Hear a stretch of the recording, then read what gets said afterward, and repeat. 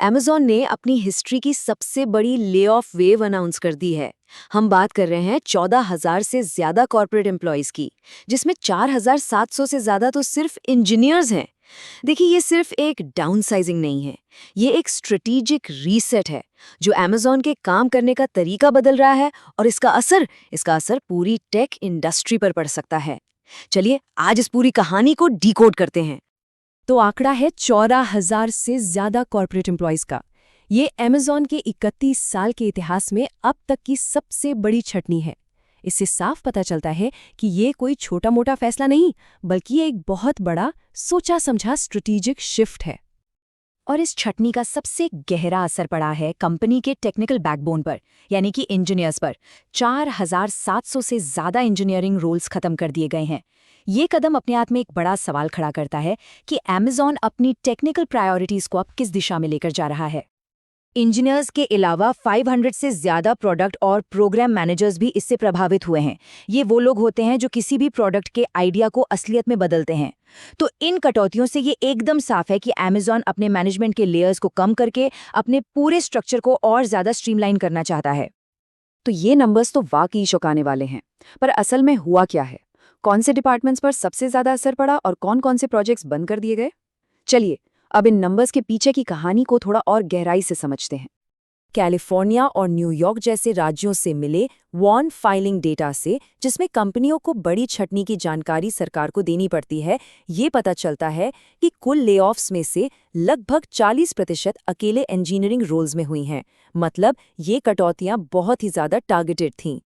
और अगर हम थोड़ा और डीप डाइव करें तो हम देखते हैं कि SDE2 यानी सॉफ्टवेयर डेवलपमेंट इंजीनियर 2 जैसी मिड लेवल रोल्स सबसे ज्यादा निशाने पर थीं। इसका सीधा सा मतलब है कि अमेज़न अपने मिडिल मैनेजमेंट को कम करके एक फ्लैट ऑर्गेनाइजेशन बनना चाहता है, जहां फैसले बहुत तेजी से लिए जा सकें। ये छटनी सिर्फ लोगों तक ही सीमित नहीं रही। अमेज़न उन प्रोजेक्ट्स को भी बंद कर रहा है जहां से प्रॉफिट पोटेंशियल या लॉन्ग टर्म स्ट्रेटेजिक वैल्यू कम दिख रही थी।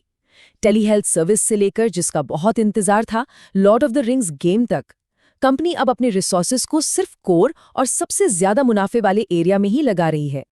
अब सबसे बड़ा सवाल, अमेज़न ये सब कर क्यों रहा है, खासकर तब जब कंपनी अच्छा खासा प्रॉफिट कमा रही है। इन फैसलों के पीछे कुछ बहुत ही मजबूत स्ट्रेटेजिक कारण है। आइए अब उन वजहों को समझते हैं। इस पूरी स्ट्रैटेजी के केंद्र में है CEO एंडी जैसी और उनका ये विजन। वो अमेज़न को एक भारी भरकम कॉरपोरेशन की तरह नहीं, बल्कि एक फुर्तीले, तेजी से काम करने वाले स्टार्टअप की तरह चलाना चाहते हैं। और इसी विजन को हकीकत में बदलने के लिए ये कठोर कदम उठाए जा रहे हैं। मतलब पहले की भारी भरकम स्ट्रक्चर की जगह, जहां फैसले कई लेयर्स से होके गुजरते थे और प्रोसेस स्लो हो जाता था, अब अमेज़न एक लीन मॉडल अपना रहा है। इसका मकसद साफ है, तेजी से फैसले लेना, ब्यूरोक्रेसी कम करना और हर टीम को ज्यादा जिम्मेदारी, ज्यादा ओनरशिप देना। इस बदलाव के 3 मेन पिलर्स हैं। पहला, कंपनी को लीन यानी फुर्तीला बनाना।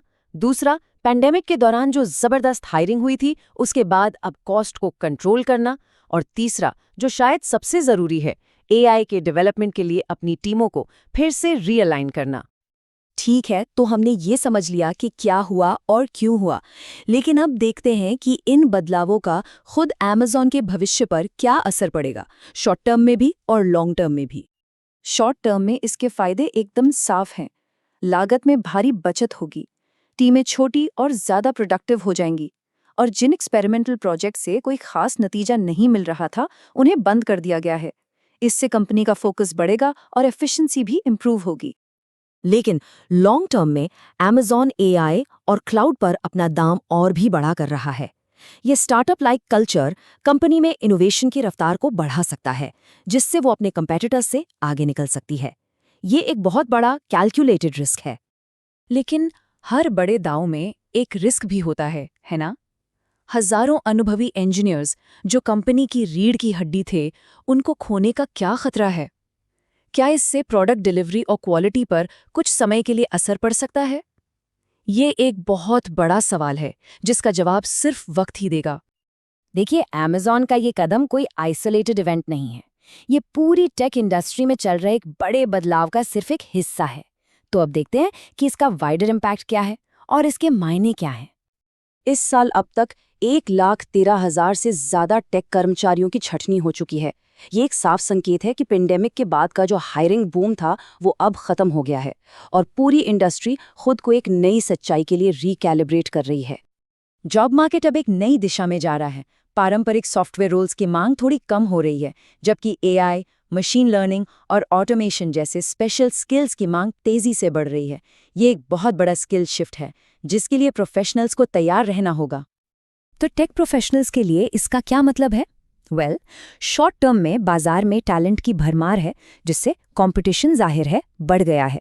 लेकिन लॉन्ग टर्म में जिनके पास एआई और मशीन लर्निंग जैसी फ्यूचर रेडी स्किल्स हैं, उनकी डिमांड एक्सप्लोड होने वाली है और उन्हें बेहतरीन मौके मिलेंगे। आखिर में उन लोगों के लिए एक छोटा सा एनालिसिस जो अमेज़न को एक इन्वेस्टमेंट के नजरिए से देख रहे हैं। ये स्ट्रेटेजिक बदलाव कंपनी के स्टॉक पर क्या असर डाल सकता है? इन्वेस्टर्स के लिए यहाँ 3 मुख्य बातें हैं। पहली, शॉर्ट टर्म में स्टॉक में वॉलेटिलिटी दिख सकती है। दूसरी, लॉन्ग टर्म में कॉस्ट कटिंग और एआई पर यह मजबूत फोकस एक पॉजिटिव स्ट्रेटेजिक सिग्नल है। और तीसरी, बाजार अब बहुत करीब से देखेगा कि अमेज़न एआई के मैदान में आगे क्या बड़े अनाउंसमेंट्स करता है। अमेज़न की ये कहानी सिर्फ एक कंपनी का फैसला नहीं है, ये ग्लोबल टेक शिफ्ट का एक बहुत बड़ा संकेत है। एआई और ऑटोमेशन के आने से रोल्स बदल रहे हैं, उम्मीदें बदल रही हैं और कॉर्पोरेट स्ट्रक्चर्स पहले से ज्यादा लीन बन रहे हैं। तो सवाल यही है कि क्या यही टेक का नया नॉर्मल है?